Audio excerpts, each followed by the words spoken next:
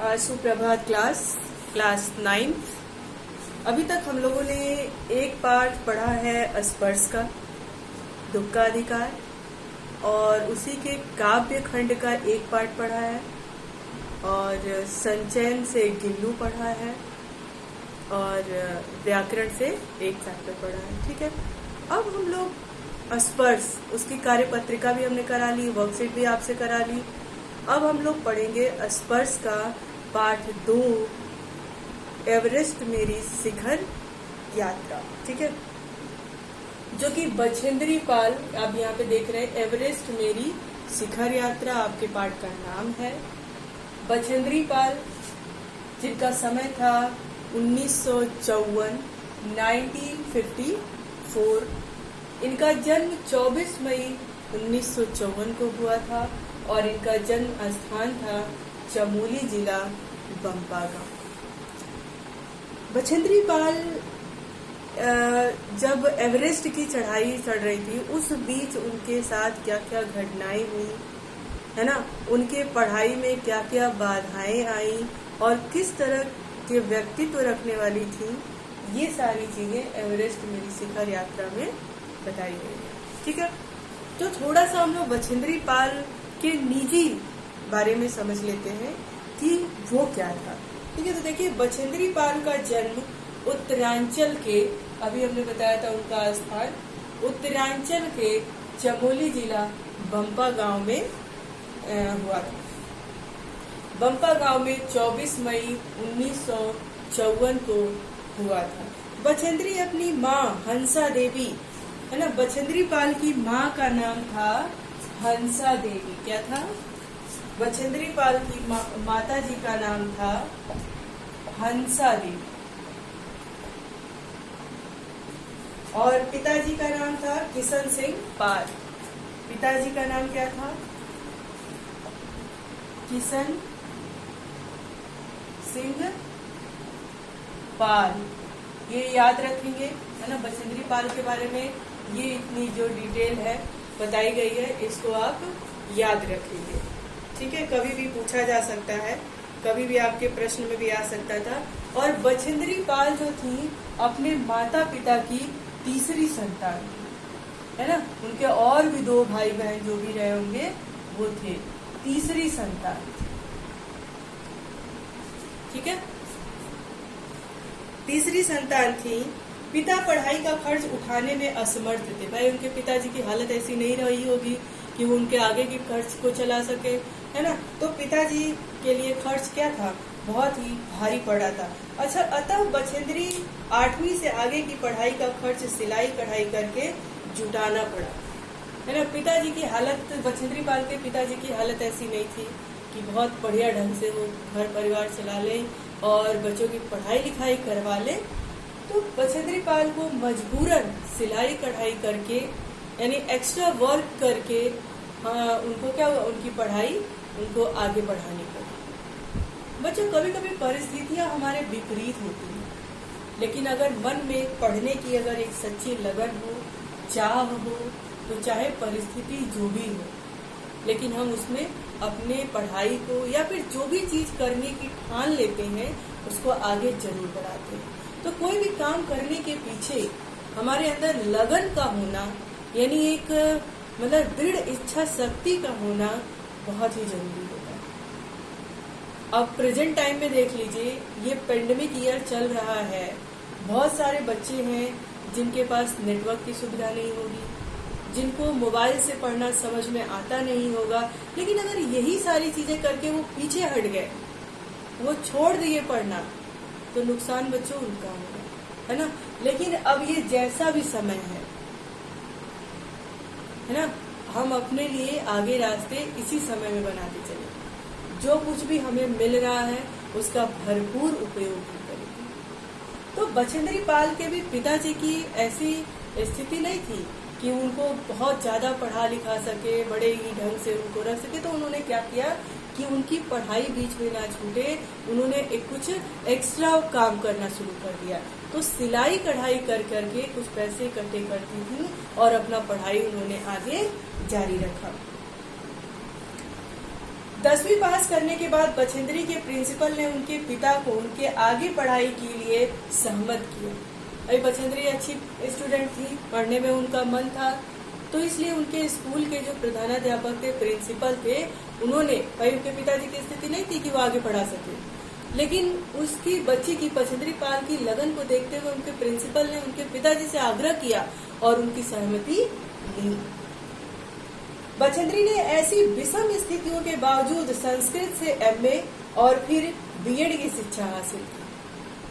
बछेंद्री पाल अगर उसी स्थिति के आगे, उनके पिता की अगर माली हालत अच्छी नहीं थी और उसी स्थिति के आगे वो भी जैसे के तैसे अगर बैठ जाती तो शायद वो एमए नहीं कर पाती, बीएड नहीं कर पाती और जो उनकी इच्छा थी उस इच्छा को वो पूरी नहीं कर पाती। तो बच्चों, आप लोग भी बछेंद्री पाल से प्रेरणा लीजिए।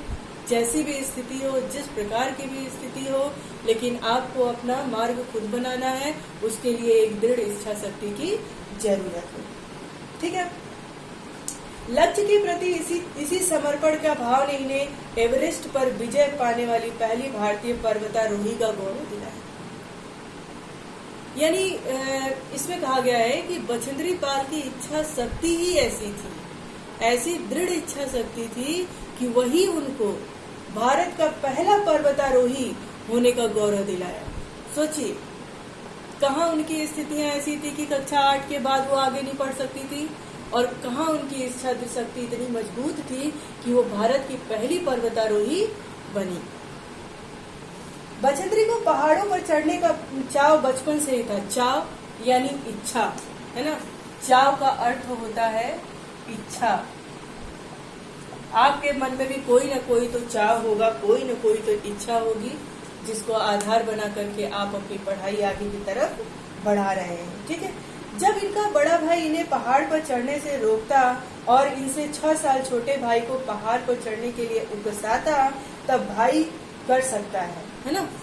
अब देखो, उनके जो बड़े भाई थे, एक बड़ा भाई था जो उनसे बहुत बड़ा था और एक 6 साल छोटा भाई था। तो बड़े भाई को वो देखती थी कि जब बछेंद्री पहाड़ पे चढ़ती थी तो उन्हें वो रोकता था, लेकिन वो 6 साल छोटा भाई अगर पहाड़ पे चढ़ता था तो वो उसको और उकसाता था कि भाई तुम और आगे बढ़ो और अच्छे से चढ़ो, इतना ध्यान से चढ़ो। अब देखो यहाँ पे कैसे भेदभाव हो रहा है। वह उसकी यह बहन भी कर सकती है, लोग लड़कियों को इतना कोमल और नाजुक क्यों समझते हैं। बछेंद्री पाल कहती हैं कि वहीं पे मुझे लड़की समझ के मुझे रोकते हैं मेरे भाई, और वहीं पे मेरा भाई छोटा जो लड़का है इसलिए उसको उकसाते हैं। क्यों लड़कियों को लोग नाजुक समझते हैं? क्यों पहले ही से मन में एक धारणा बना लेते हैं कि यह काम लड़के का है और यह काम किसका है? लड़की का है। क्यों नहीं लड़कियों को भी लोग आगे बढ़ने की प्रेरणा देते हैं? ऐसा मन में बछेंद्री पाल के बार बार आ रहा था। बहरहाल पहाड़ों पर चढ़ने की उनकी इच्छा बचपन में ही पूरी होती रही, चूंकि इनका परिवार कुछ साल महीने एक ऊंचाई वाले गांव में बिताता था और कुछ महीने पहाड़ के नीचे तराई में बसे। और गांव में जिस मौसम में परिवार नीचे तराई वाले गांव में, तराई यानी निचला भाग पहाड़ तो आप जानते ही हो, है ना, बिताता, तराई वाले भाग गांव में आ जाता था, उन महीनों में स्कूल जाने के लिए बछेंद्री को भी 5-6 मील पहाड़ की चढ़ाई चढ़नी और उतरनी पड़ती थी। कहती थी कि मतलब साल में लोग ऐसे बांट लिए थे मौसम के हिसाब से, कुछ समय तक वो निचली भाग में रहते थे तराई वाले इलाके में और कुछ समय पहाड़ी वाले। तो जिस समय वो तराई वाले इलाके में रहते थे उस समय बछेंद्री को स्कूल जाने के लिए 5-6 किलोमीटर पहाड़ी पर ऊपर चढ़ना पड़ता था और नीचे उतर के आना पड़ता था। इधर बछेंद्री की पढ़ाई पूरी हुई, उधर इंडियन माउंटेन फाउंडेशन ने एवरेस्ट अभियान पर जाने का साहस रखने वाली महिलाओं की खोज शुरू की। इधर कैसे जैसे तैसे करके बछेंद्री की पढ़ाई पूरी हुई और उधर एक अभियान आया, एवरेस्ट अभियान पर जाने का साहस रखने वाली महिलाओं की खोज शुरू हुई, है ना। तब एक अभियान शुरू हुआ एवरेस्ट पे चढ़ने के लिए। तो जो लोग इस तरह के कैंप लगाते थे उन्होंने उन महिलाओं की खोज शुरू कर दी जिनको एवरेस्ट पे चढ़ने की इच्छा थी। बछेंद्री इस अभियान दल में शामिल हो गई ट्रेनिंग के दौरान बछेंद्री 7500 मीटर ऊंची उपमान चोटी पर सफलतापूर्वक चढ़ी। कई महीनों के अभ्यास के बाद आखिर वह दिन आ ही गया जब उन्होंने एवरेस्ट विजय के लिए प्रयाण किया था। देखिए, उनकी इच्छा शक्ति ही उनको वहां तक ले गई। जब इच्छा शक्ति मजबूत होती है तो रास्ते अपने आप मिलने लगते हैं, अवसर अपने आप बन जाता है। तो आपको भी ऐसा ही कुछ करना चाहिए। बछेंद्री ने एवरेस्ट विजय की अपनी रोमांचक पर्वतारोहण यात्रा का संपूर्ण विवरण स्वयं ही कलमबद्ध किया। देखो, स्वयं ही कलमबद्ध करना, कलमबद्ध यानी स्वयं ही अपने पर्वत चढ़ने की जो कहानी थी स्वयं ही उन्होंने लिखी और उसका नाम था एवरेस्ट मेरी शिखर यात्रा। अभी तक तो था कि एवरेस्ट मेरी शिखर यात्रा यानी बछेंद्री पाल के जीवन में पढ़ाई के समय से लेकर के और उनकी जो इच्छा थी एक पर्वतारोही बनने का, उसमें कैसे कैसे बाधाएं आई और किस तरह से उनकी इच्छा शक्ति मजबूत हुई। और जब यह सपना पूरा हो गया तो उन्होंने अपने ही कलम से अपनी एवरेस्ट की यात्रा का वृतांत लिखा और जिसका नाम है एवरेस्ट मेरी शिखर यात्रा। अब हम लोग कहानी में आएंगे कि उस दौरान क्या क्या हुआ, ठीक है, क्या क्या बातें उन्होंने बताई। तो देखिए, अब उसके बारे में बता रही हैं। जब एवरेस्ट की यात्रा पे चढ़ने के लिए दल में शामिल हुई और उन्होंने फतह हासिल किया, उसके बाद की बात ये बता रही हैं कि क्या क्या उस बीच हुआ, कौन कौन सी घटनाएं उनके साथ घटी और किस प्रकार से उन्होंने विजय पताका जाकर के उस ऊंचाई पर लहराया। देखिए, एवरेस्ट अभियान दल 7 मार्च को दिल्ली से काठमांडू के लिए हवाई जहाज से चल दिया था। एवरेस्ट का जो पहला अभियान दल था वो कब चला था? 7 मार्च को चला। हो सकता है कि 1 नंबर के प्रश्न में पूछ दिया जाए कि एवरेस्ट शिखर यात्रा किस डेट को शुरू हुई थी। तो कब शुरू हुई थी? 7 मार्च को दिल्ली से काठमांडू के लिए, दिल्ली से काठमांडू के लिए, है ना, काठमांडू के लिए पहली इनकी अभियान दल की यात्रा जो है वो 7 मार्च दिल्ली से काठमांडू के लिए हवाई जहाज से चल दिया। एक मजबूत अग्रिम दल कहते हैं जो आगे के रास्ते को दिखाए, यानी उनका नेतृत्व करे, यानी उनके दल का जो लीडर हो उसको कहते हैं अग्रिम दल। अग्रिम दल बहुत पहले ही चला गया था जिससे कि वह हमारे बेस कैंप पहुंचने से पहले दुर्गम हिमपात के रास्ते को साफ कर सके। अग्रिम दल इसलिए पहुंचा था कि जो ये अभियान दल आ रहा था उनके कैंप जाने के मार्ग में अगर कोई हिमपात हुआ हो, हिमपात यानी बर्फबारी हुई हो और उस रास्ते में कोई रुकावट हो तो उसको साफ सही कर दिया जाए ताकि उनको कोई दिक्कत ना हो। इसलिए अग्रिम दल वहां पर पहले ही पहुंच गया था। नमचे बाजार शेरपा लैंड का एक सर्वाधिक महत्वपूर्ण नगरीय क्षेत्र था। नमचे बाजार शेरपा लैंड, शेरपा वहाँ जो कूली होते, जो काम करने वाले लोग होते थे, उनको कहा जाता था, है ना। एक सर्वाधिक महत्वपूर्ण नगरीय क्षेत्र था। अधिकांश शेरपा इसी स्थान तथा यहीं के आसपास के गांवों से होते थे।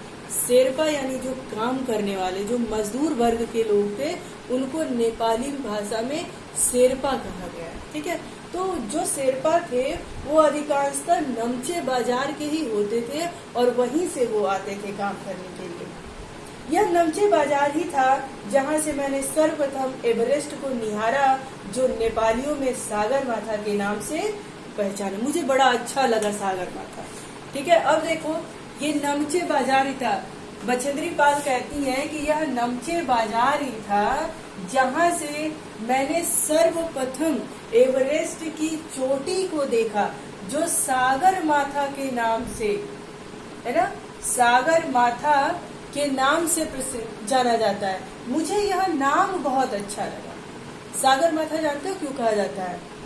जब भारत का नक्शा बनाओगे, यहाँ पे अच्छे से नहीं बना है, आप उस पर ध्यान मत देना, तो सागर जब ये बनाओगे तो आपने देखा होगा कि सागर नीचे पाया जाता है और जितने भी पर्वत होते हैं वो यहाँ पे पाए जाते सबसे ऊपर, ठीक है। यानी पर्वतों के चरणों में ही सागर विराजमान होता है। इसीलिए इसको सागर माथा यानी सागर के मस्तक पर विराजने वाला एवरेस्ट पहाड़ हिमालय, इसलिए इसको क्या कहा गया, सागर माथा। और यह नाम बछेंद्री पाल को बहुत ही अच्छा लग रहा था, है ना। आपने जब भी भारत का नक्शा बना के देख लेना, अरब महासागर, हिंद महासागर, जो भी सागर है, नदियां हैं, वो कहाँ है, नीचे है, और जितने भी पहाड़ हैं वो सब ऊपर है। यानी सागर के, नदियों के मस्तक पे जो सवार है वो क्या है, हिमालय है, सागर माथा है।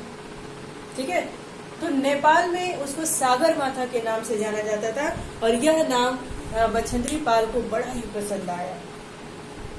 एवरेस्ट की तरफ गौर से देखते हुए मैंने एक भारी बर्फ का फूल, जिसको प्लूम कहा गया था, यानी जब मैं एवरेस्ट की तरफ गौर से निहार रही थी और एकदम ऊंचे बर्फ ऐसे गिरा हुआ था जैसे प्लूम, जैसे फूल बन गया, तो पर्वत शिखर पर लहराता एक ध्वज सा लग रहा था। मुझे बताया गया कि यह दृश्य शिखर की ऊपरी सतह के आसपास 150 किलोमीटर अथवा इससे भी अधिक की गति से हवा में चलने के कारण बनता था। उनको वो बहुत अच्छा लगा, ऐसा लगा जैसे कोई फूल की तरह वहाँ पे झंडा लहरा रहा है। तो वहाँ के लोगों, ध्वज यानी झंडा, तिरंगा झंडा, तो वहाँ के लोगों ने बताया कि यह ऊपरी सतह के आसपास 150 किलोमीटर 150 किलोमीटर अथवा इससे भी अधिक गति से, यानी गति यानी तेजी से, जो हवा जब चलती है तो उसी के कारण यह बनता है। क्योंकि तेज हवा में सूखा बर्फ पर्वत पर उड़ता रहता है, बर्फ का यह ध्वज 10 किलोमीटर या इससे भी लंबा हो सकता है। वो ध्वज, वो तिरंगा कितना किलोमीटर लंबा का हो सकता है, 10 या इससे भी अधिक, 12 हो सकता है, 15 हो सकता है ना, इससे भी अधिक लंबा हो सकता है। शिखर पर जाने वाले प्रत्येक व्यक्ति को दक्षिण पूर्वी पहाड़ी पर इन तूफानों को झेलना पड़ता था। विशेषकर खराब मौसम में यह मुझे डराने के लिए काफी था।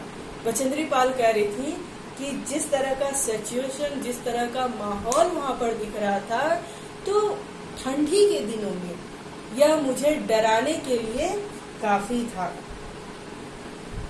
फिर भी मैं एवरेस्ट के प्रति विचित्र रूप से आकर्षित थी। फिर बछेंद्री पाल कहती है कि जितने भी डरावने दृश्य दिखे, मैं मन में डर तो लगता था, लेकिन उसके बावजूद भी एवरेस्ट चढ़ने के लिए मैं एक बहुत ही अनोखे रूप से, बड़े ही विचित्र रूप से आकर्षित थी। मेरे मन में अब घर कर गया था कि नहीं, मुझे एवरेस्ट की चढ़ाई चढ़नी है और इसकी कठिनतम चुनौतियों का सामना करना चाहती थी। जब हम 26 मार्च को पेरिस पहुंचे, ये जितने भी डेट इसमें दिए गए हैं वो डेट आप लोग बहुत ही अच्छे ढंग से याद रखिएगा, अपनी कॉपी में उसको अंडरलाइन कर लीजिएगा और अपने मन में ये एक क्वेश्चन बनाइएगा और उसका आंसर इसमें आप लोग ढूंढिएगा। हमें हिमस्खलन के कारण हुई एक शेरपा कुली की मृत्यु का दुखद समाचार मिला।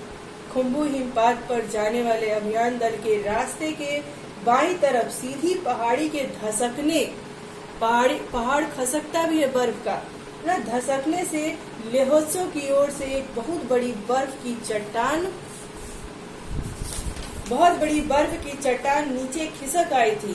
16 शेरपा कुलियों के दल में से एक कुली की मृत्यु हो गई और 4 घायल हो गए। इस समाचार के कारण अभियान दल के सदस्यों के चेहरों पर छाए अवसाद यानी कष्ट को देखकर हमारे नेता कर्नल खुल्लर ने स्पष्ट किया कि एवरेस्ट जैसे महान अभियान में खतरों को और कभी कभी मृत्यु भी आदमी को सहज भाव से स्वीकार करनी पड़ती थी। इस अभियान दल के जो वो थे, नेता थे, उनका नाम था कर्नल खुल्लर। क्या नाम था? कर्नल खुल्लर। तो उस शेरपा कुलियों की मौत से, जो घायल हो गए थे, उससे वो दुखी थे, लेकिन जो उनके अभियान दल में लोग थे उनसे उन्होंने कहा कि इस तरह के अभियान में कभी कभी ऐसे खतरे और मृत्यु का भी सामना हमें करना पड़ता है। मतलब इस दल में इस तरह की चीजें जो हम देख रहे हैं ये नॉर्मल है, कभी भी किसी के साथ कोई भी घटना हो सकती है, तो इससे भयभीत ना हो। ठीक है, इसको सहज ही स्वीकार करना पड़ता है कि भाई हाँ हो सकता है, कब कौन सी घटना, कब कौन सी दुर्घटना हमारे साथ हो जाए हम कह नहीं सकते। ऐसा उनके नेता कर्नल खुल्लर कहते हैं। आज के लिए क्लास बस इतना ही, आगे की कहानी दूसरी क्लास में बताएंगे। Thank you.